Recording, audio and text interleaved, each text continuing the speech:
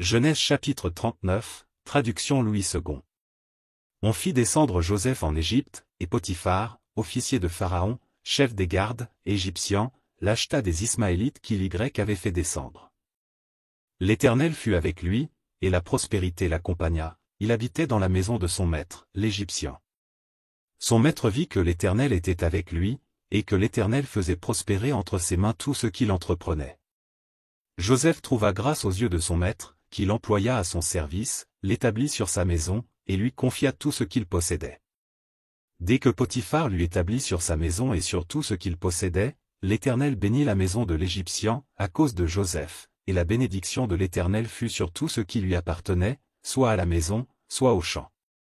Il abandonna aux mains de Joseph tout ce qui lui appartenait, et il n'avait avec lui d'autre soin que celui de prendre sa nourriture.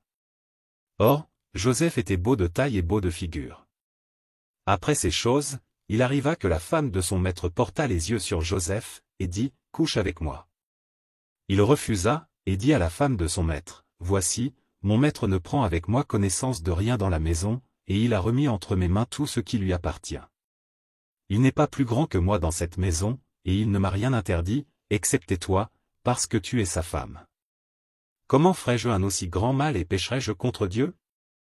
Quoiqu'elle parlât tous les jours à Joseph, il refusa de coucher auprès d'elle, d'être avec elle.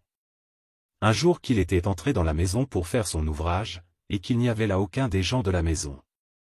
Elle le saisit par son vêtement, en disant, « Couche avec moi. » Il lui laissa son vêtement dans la main, et s'enfuit au dehors. Lorsqu'elle vit qu'il lui avait laissé son vêtement dans la main, et qu'il s'était enfui dehors. Elle appela les gens de sa maison, et leur dit, « Voyez, il nous a amené un Hébreu pour se jouer de nous. Cet homme est venu vers moi pour coucher avec moi, mais j'ai crié à haute voix. Et quand il a entendu que j'élevais la voix et que je criais, il a laissé son vêtement à côté de moi et s'est enfui dehors. » Et elle posa le vêtement de Joseph à côté d'elle, jusqu'à ce que son maître rentrât à la maison. Alors elle lui parla ainsi, « L'esclave hébreu que tu nous as amené est venu vers moi pour se jouer de moi. Et comme j'ai élevé la voix et que j'ai crié, il a laissé son vêtement à côté de moi et s'est enfui dehors. » Après avoir entendu les paroles de sa femme, qui lui disait, « Voilà ce que m'a fait ton esclave. » Le maître de Joseph fut enflammé de colère. Il prit Joseph, et le mit dans la prison, dans le lieu où les prisonniers du roi étaient enfermés, il fut là, en prison. L'Éternel fut avec Joseph, et il étendit sur lui sa bonté. Il le mit en faveur aux yeux du chef de la prison.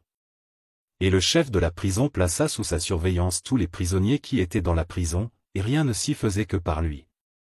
Le chef de la prison ne prenait aucune connaissance de ce que Joseph avait en main, parce que l'Éternel était avec lui.